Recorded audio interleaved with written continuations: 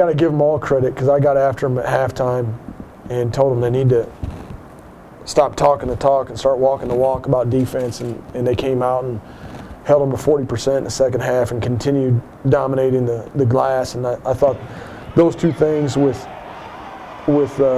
also understanding that I thought that we could get to the free throw line a bunch. Our goal was to get there 30 times. North Dakota got there 30 times, 2 nights ago against them, and I thought those three things were the biggest keys. I feel like a broken record because I mean, we gotta get stops and get little runs going because they were matching every basket we had. They shot 50% in the first half, and so and then at the same time we had to go inside. They got their 2 best players, I feel like, got in foul trouble, and we had to keep that pressure on them, make them guard. I think that's why they went to the zone. But it was definitely just defensive. On the defensive end, we had to push. We had to push back because they were kind of doing whatever they wanted with those ball screens. And then on the offensive end, we had to make them guard. And that was just our philosophy for the second half.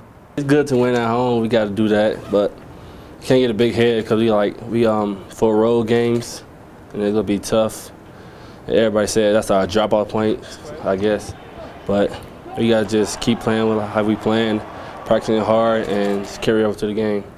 You just look at the schedule, and everybody's going to expect us to drop some games here in the next 4. And I told them, I said, this is where, if you're serious about trying to play for a championship, we're going to find out what you're made out of right here in the next 2 weeks. That doesn't mean that we got to win them all, or if we lose them all, we're done. But we've got to.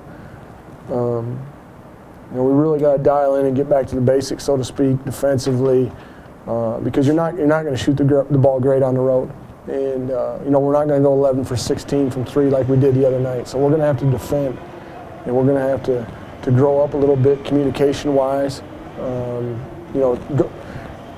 Limiting them to 40% in the second half I like that. Being able to defend away from our bench.